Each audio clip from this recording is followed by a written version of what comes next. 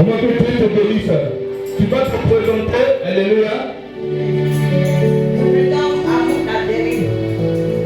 J'étais dans une assemblée de Dieu. Mais après une maladie, ça fait que je venais ici.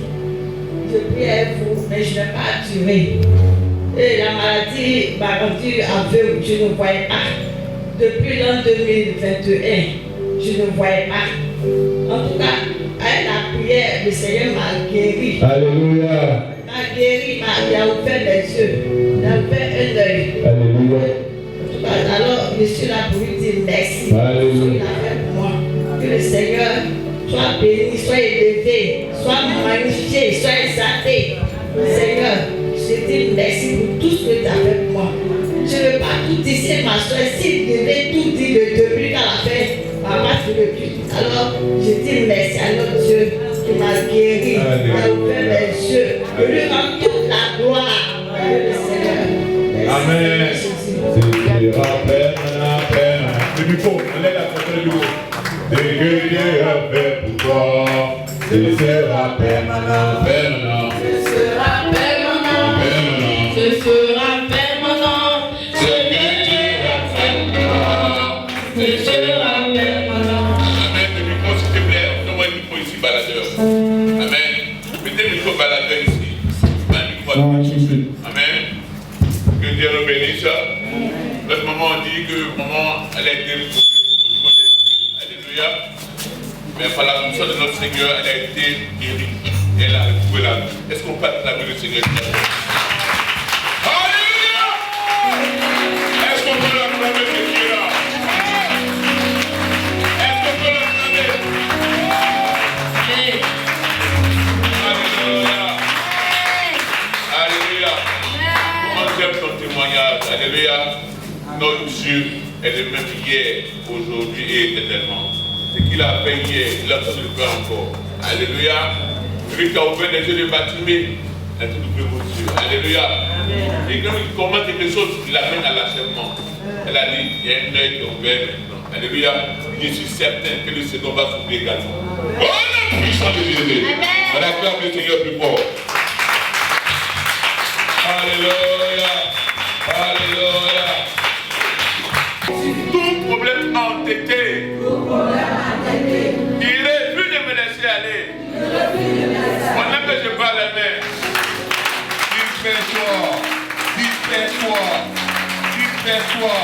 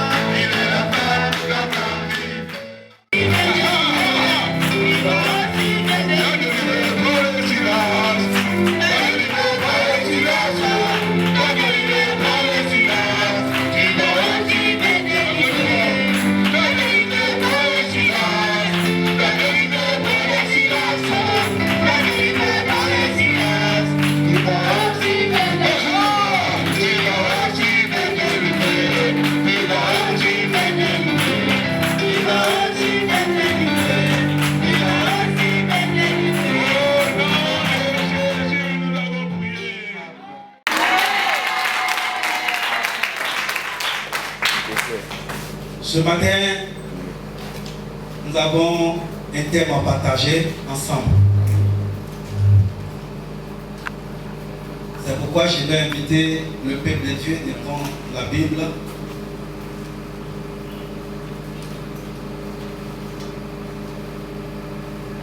Dans le livre de Luc 19, à partir du verset 10. Luc 19, à partir de 1 à 10. Excusez-moi. Celui qui trouve peut m'aider avec la lecture.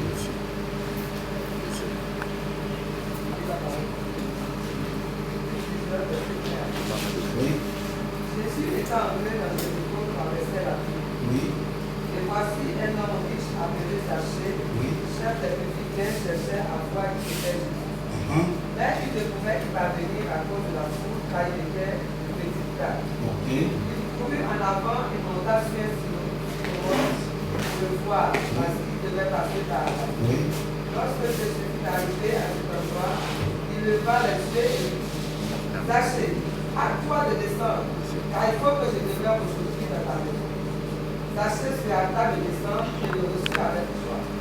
Voyant cela, tous murmuraient et disaient: il est allé loger chez un homme pécheur. Mais Zachée se tenant devant le Seigneur lui dit: voici, Seigneur, je donne aux pauvres la moitié de mes biens. Et si j'ai fait tort de quelque chose à quelqu'un, je nous rends le pardon. Jésus lui dit: le salut est entré aujourd'hui dans cette maison, parce que celui-ci est aussi le fils d'Abraham. Verset 10.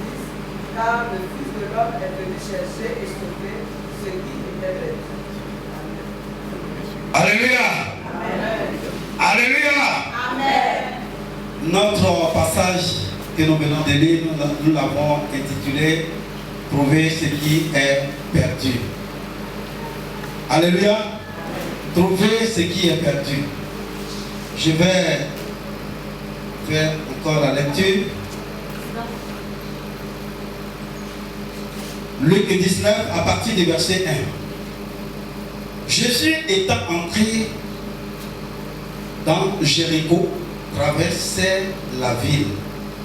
Et voilà un homme riche appelé Zachée, chef des publicains, cherchait à voir qui était Jésus, mais il ne pouvait y parvenir à cause de la foule, car il était de petite taille. Il courut en avant et monta sur un sycomore pour le voir, parce qu'il devait passer par là. Lorsque Jésus fut arrivé à cet endroit, il leva les yeux et lui dit: Zachée, à toi de descendre, car il faut que je demeure aujourd'hui dans ta maison. Zachée se hâta de descendre et le reçut avec joie. Voyant cela, tous murmurèrent et disaient: il est allé loger chez un homme pécheur.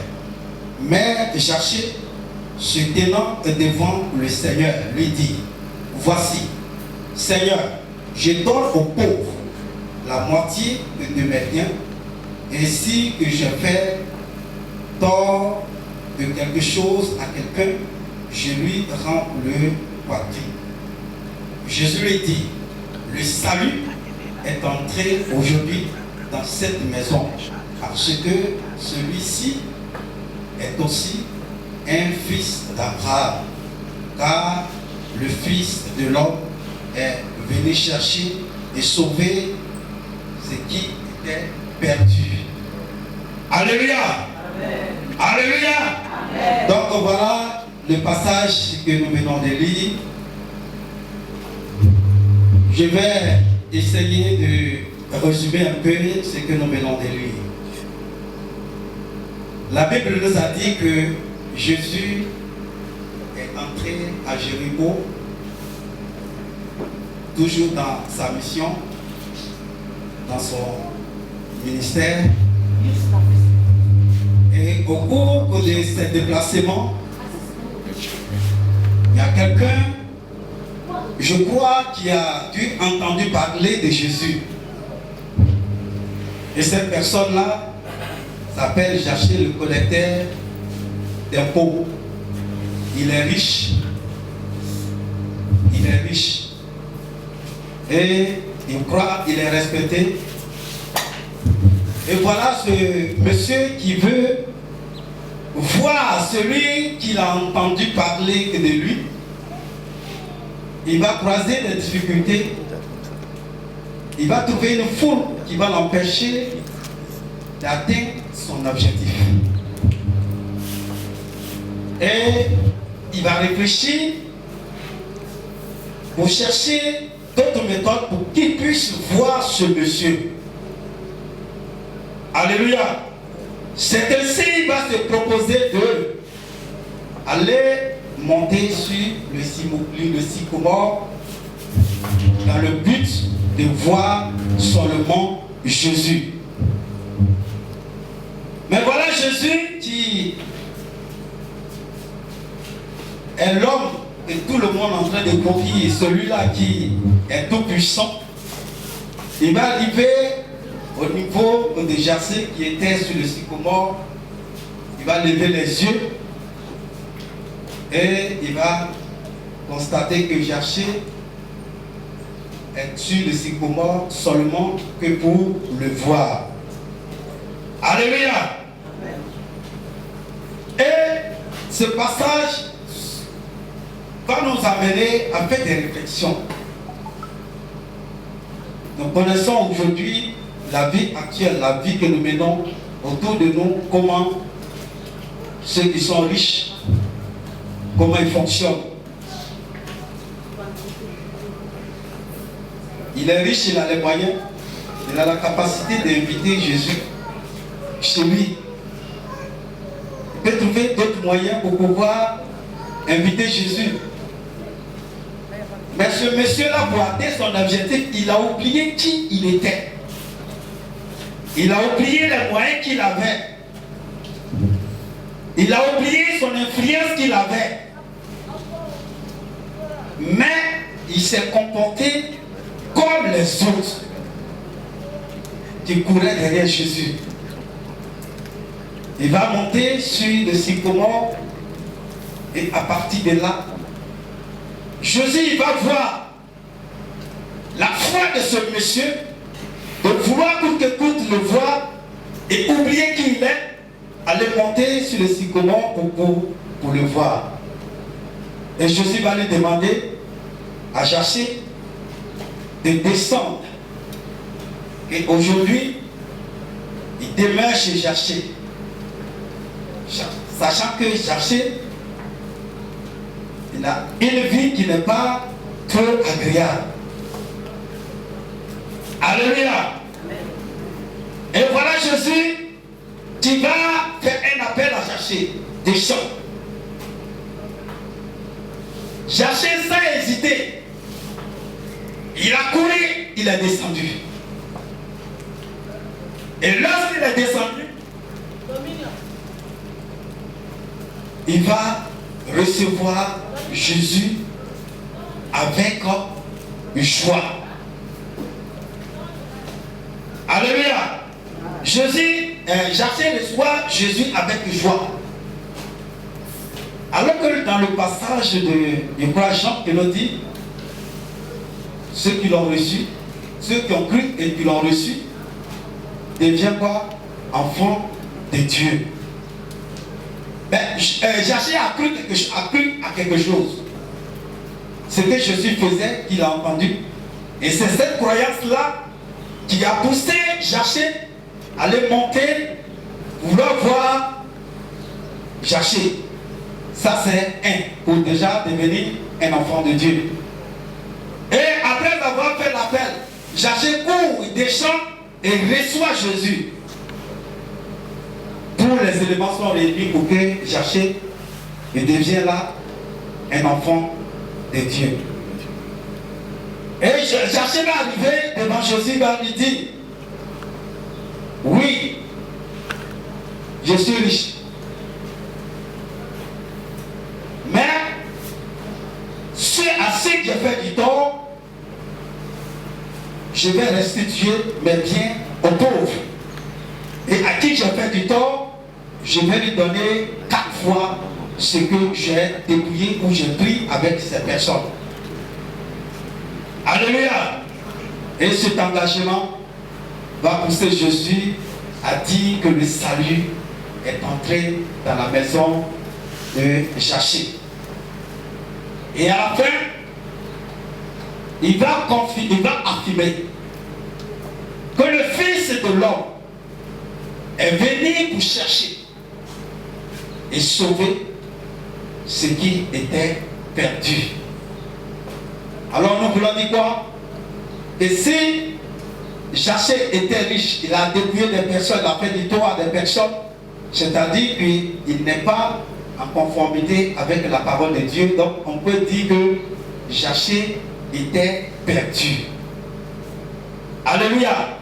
Alors que nous savons que Jésus est venu pour chercher ceux qui étaient perdus.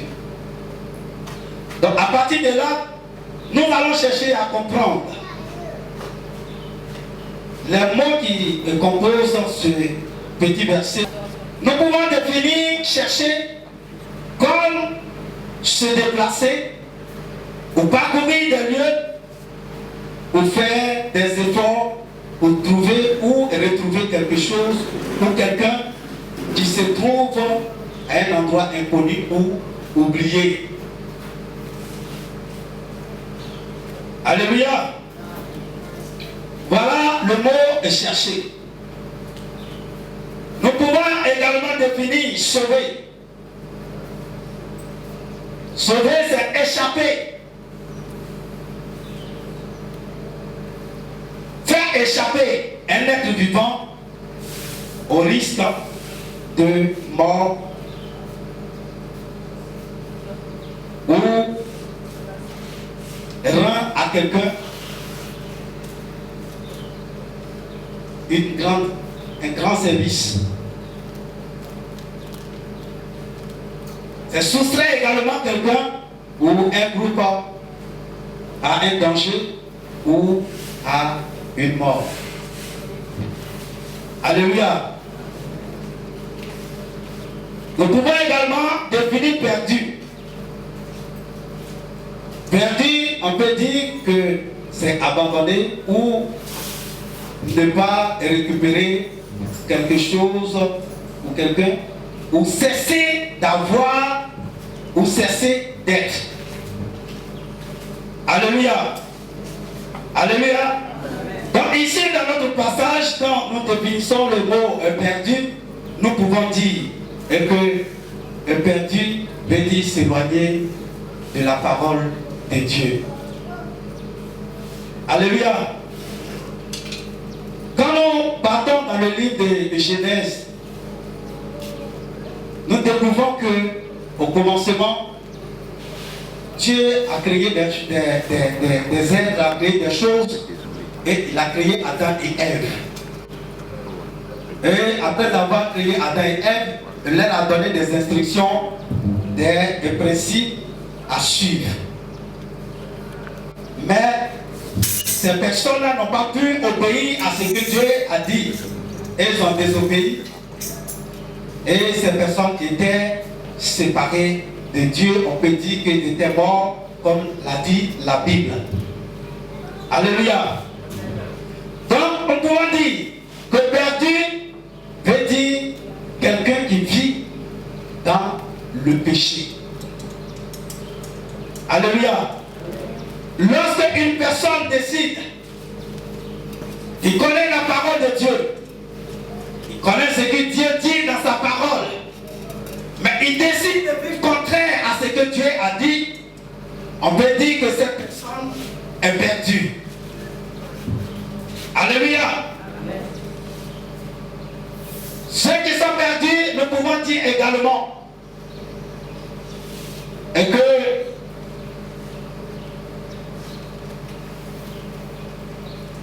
Il y a des personnes qui ignorent certaines choses. C'est-à-dire, il est dans le monde, il ne se préoccupe pas comment cette chose a été établie, mais comme il voit les autres, comme il voit le monde en train de faire cette chose, il s'inscrit avec eux par l'ignorance. Nous pouvons donner des exemples comme le cas des fêtes comme ça. Nous voyons des chrétiens qui s'inscrivent dans certaines fêtes, qui ne savent pas d'où vient cette fête. Ils ne savent même pas la source de cette fête. En s'inscrivant avec eux dans cette fête, dans ces pratiques, tu es en train de s'associer pour adorer certaines choses, des idoles, des esprits démoniaques, sans se rendre compte. Perdu, ignorer également ce que tu dois faire, ce qui est juste, parce que tu ne sais pas. Tu appartiens à l'église, mais l'église a des principes, mais tu ignores ces principes. Je vais prendre un exemple. Je prends une marque qui fabrique les voitures. Et cette marque qui fabrique une voiture, il y a une mode d'utilisation qui va établir sur un papier pour accompagner cette voiture, pour que nous puissions utiliser cette voiture comme il le faut. Si avec cette voiture, avec cette mode d'utilisation qui a été prescrit pour accompagner cette voiture, si tu t'éloignes, si tu ne respectes pas, cette voiture ne va pas fonctionner, ou même s'il fonctionne, ça ne va pas durer, ça va tomber en panne. Alléluia. Mais aujourd'hui, nous, chrétiens, Dieu, après avoir créé l'homme, il va également donner notre feuille d'utilisation, notre mode d'utilisation qui est la Bible. Pour que tu puisses te conformer, pour que tu puisses être agréable, pour que tu puisses suivre, faire ce que Dieu veut, il faudrait que ce mode d'utilisation soit avec toi au quotidien. C'est-à-dire, il faut toujours lire la Bible. Mais si tu ne te donnes pas à la lecture et à la méditation de la Bible, tout ce qui va se lever, tu vas les accompagner. Tu vas le faire sans te rendre compte que tu es dans le péché. Donc l'ignorance peut également éloigner de quelqu'un à la parole de Dieu. Alléluia. Alléluia. Donc nous continuons. C'est là que nous allons essayer de parler beaucoup. Nous voyons également le désespoir. Le désespoir éloigne l'homme de la parole de Dieu. Alléluia.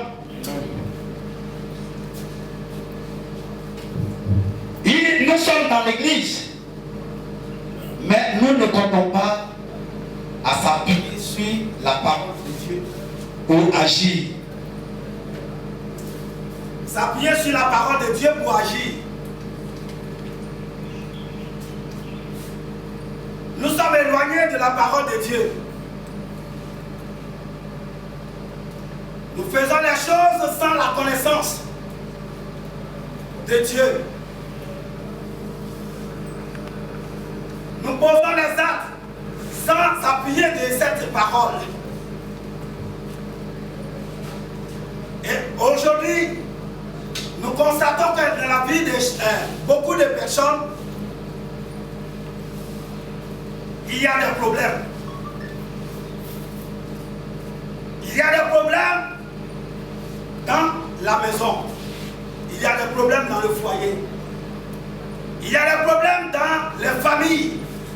Il y a des problèmes dans les entreprises. Et aujourd'hui, ces personnes se sentent perdues. Parce qu'ils ne connaissent pas véritablement la parole de Dieu, ils ne connaissent pas Dieu. Ils ne savent pas qu'il peut avoir des solutions ou une solution avec la parole de Dieu. Donc cette situation qu'il est en train de vivre le fait perdre l'espoir.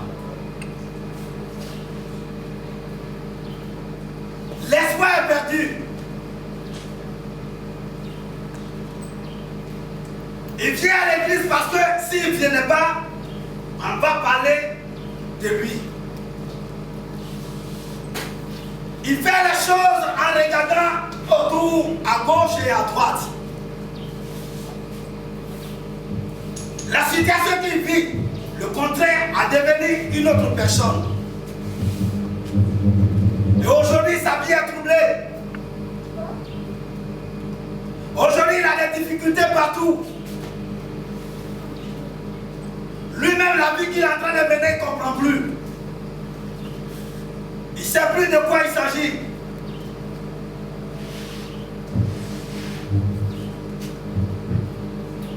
Il est en train de chercher la solution. Mais où? Chez les marabouts. Où? Non, ici, il y a un homme de Dieu fort là-bas. Où? Mon oncle là, il a des moyens. Où? Oui, telle personne est partie là-bas, pour lui a marché, il s'en va. Il a perdu espoir. Et cela le pousse, le met dans une situation où il est éloigné de la parole de Dieu. Il a perdu. Il n'a plus de référence. Il n'a plus de support. Il essaie des choses pour voir si ça va marcher. Il le fait parce que M. X a fait, puis ça a marché. Parce que l'espoir n'est plus là. Parce qu'il n'a pas la parole de Dieu. Parce que la parole s'est éloignée de lui. Parce que lui-même il a décidé de faire cette vie. Alléluia. Et lorsque le désespoir est là, lorsque le désespoir est dans la vie de quelqu'un, ça peut te pousser à la mort. Lorsque tu n'as pas la parole de Dieu et que tu as perdu, tout esprit peut te communiquer ce que tu dois faire. L'influence de tes amis, de ton voisinage, de ton quartier peut communiquer ce que tu dois faire.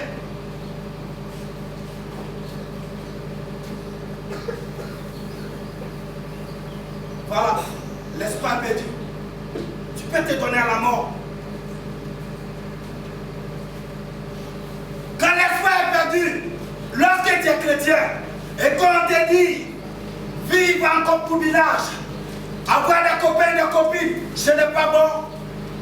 Ça ne te dit rien parce que pour toi, c'est là-bas que tu peux avoir ta solution. Lorsque l'espoir est perdu,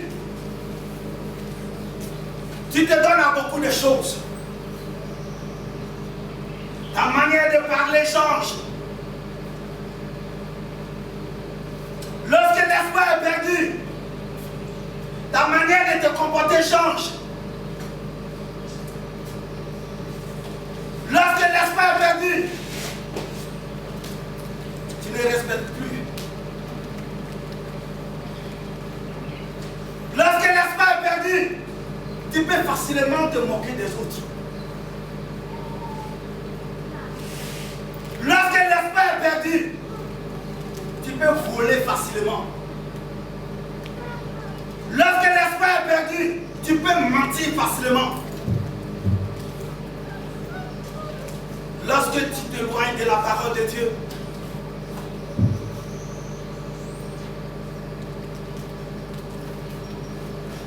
tout ce que tu as rejeté dans le passé, les mêmes choses, tu es en train de les reprendre. Lorsque l'espoir est perdu, tu deviens arrogant.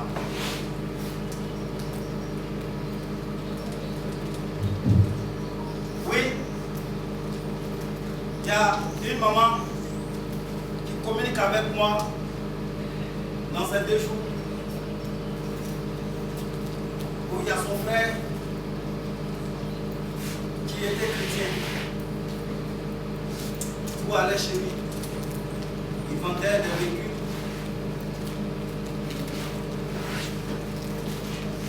Mais ce dernier, à un moment donné, il a commencé à s'éloigner de la parole de Dieu. Et il commence peu à peu en train de s'éloigner de la parole de Dieu. Et ce qu'il est en train de faire donne maintenant place à se donner à la mort. Et là, il a tenté plusieurs fois. Récemment, il a coupé ses veines, coupé ses sangs vite, pour que la mort le prenne. Alléluia. Alléluia.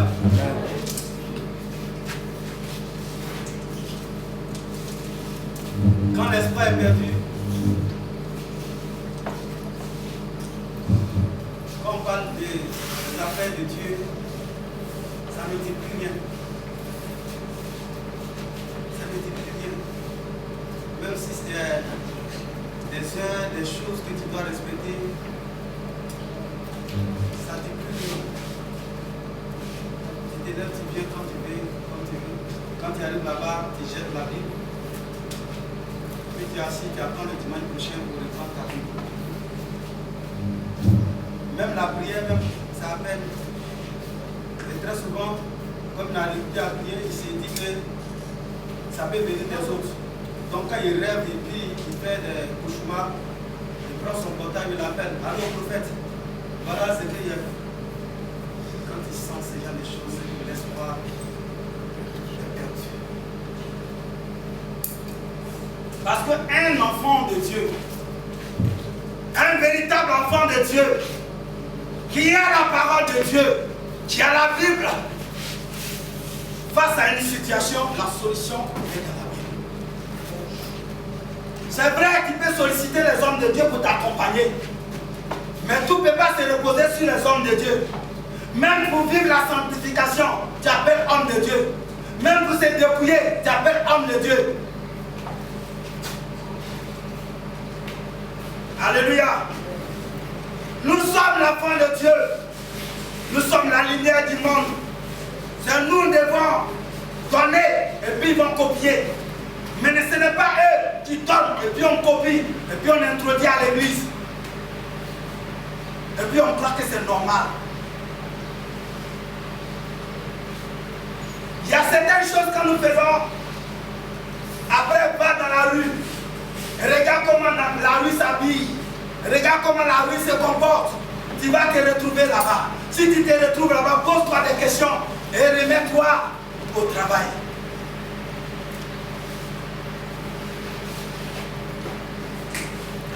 Lorsque l'espoir est perdu, nous voyons des enfants qui se donnent au broutage. Oui, parce que sa génération a travaillé. Un de leur génération qui a travaillé, ça va chez lui, il a les moyens. Donc lui maintenant, lui veut utiliser la poussière. Il ne veut pas travailler. Il n'y a pas une année d'expérience. Il devient millionnaire. Il est content, sa famille est contente. Tout le monde est heureux. Maintenant, taper chrétien ne marche plus trop. Qu'est-ce qu'ils font? Ils vont faire des amours. Ils vont commencer à courir derrière des marabouts. Même prendre des enfants des gens, vendre des organes. utiliser ceci, cela. Demain, tu entends enlèvement, ici, ceci. L'espoir est perdu. Alléluia. Amen. Alléluia. Amen. Il faudrait que nous revenons à Christ. La Bible dit dans Josué 1, verset 8. Qui va me citer ce passage? Josué 1, verset 8. Quelqu'un pour prendre ce passage pour moi et pas lire.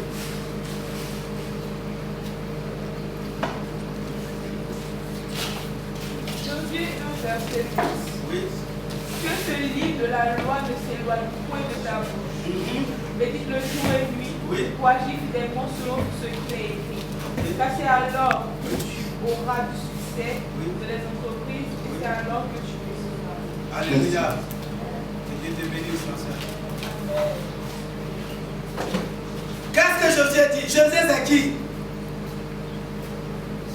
Josué était un des filles, des enfants de Moïse qu'il avait envoyé aller espionner les ennemis. Et il faisait partie de ceux qui ont dit qu'on peut les battre. Mais les autres ont dit non. C'est lui qui dit, pour réussir, pour agir fidèlement, il faudrait que le livre de la loi ne s'éloigne point de ta bouche. C'est-à-dire, si le livre de la loi s'éloigne de ta bouche, il y a danger. Parce que tu es prêt pour avoir l'argent. Tu es prêt pour avoir l'argent. Si le livre de la loi ne s'éloigne pas de ta bouche, tu vas agir fidèlement. Tu ne vas pas discuter avec des gens. Tu ne vas pas raisonner selon ton comportement. Et si tu agis fidèlement, alors tu vas réussir dans tout ce que tu vas faire. Alléluia. Alléluia. Amen. Ce matin, je vais exhorter mes frères et soeurs, mes mamans et mes papas qui sont là à revenir à Christ. Christ, il ne tient pas compte de qui tu es. Tu sais lire, tu ne sais pas lire. Tu sais parler, tu ne sais pas parler. C'est ton cœur qu'il a besoin. Il s'en fout de ce que tu es. Il a besoin seulement de ton cœur. Il faut venir à Christ. La Bible dit qu'il est venu pour chercher, sauver ce qui est perdu. Il est venu me chercher pour me sauver. Il est venu te chercher pour te sauver. Donc ce matin, si tu es prêt pour accepter, comme chercher à faire, chercher pour voir Jésus, il est monté sur le sycomore. Et Jésus l'a vu. Et Jésus a dit à Jésus, à toi de descendre. Jésus est descendu rapidement. Et il a reçu Jésus avec joie. Si ce matin, tu es prêt à te comporter comme chercher, tu vas commencer à baisser la tête et fermer les yeux. Tu vas commencer à parler à Christ. Cherche ton sycomore. Les yeux fermés, je cherche ton sycomore.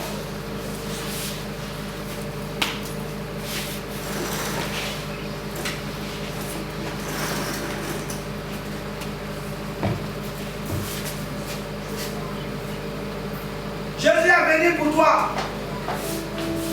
Il est venu pour moi. Pour mon salut, pour ton salut. Il est venu pour te chercher. Il te cherche. Mais il te faut faire un pas. Il te faut faire des actions. Jacques n'était pas assis. Même la femme qui perdait le sang n'était pas assise. Elle a fait du mouvement. Toi également ce matin, tu vas faire du mouvement. Les yeux fermés, commence à parler à Jésus. Parle à Jésus. Parle à Jésus. Parle à Jésus. Parle à Jésus. Jésus est venu pour te chercher.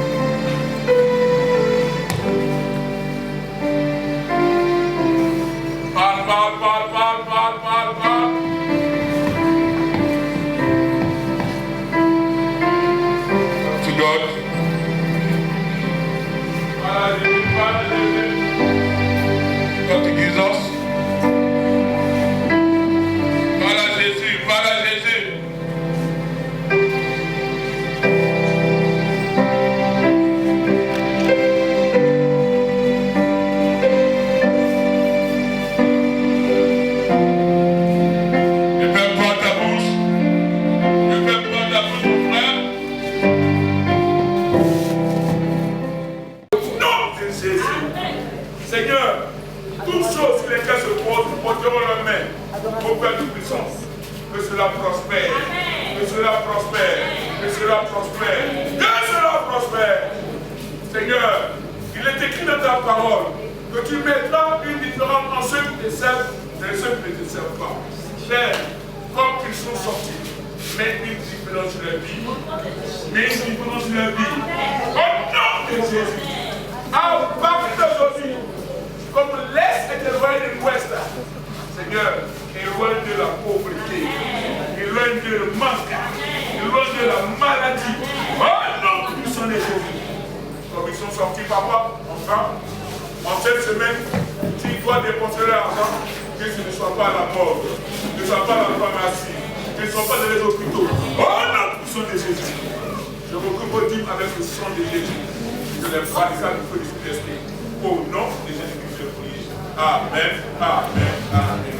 Que Dieu vous bénisse. Que sa grâce vous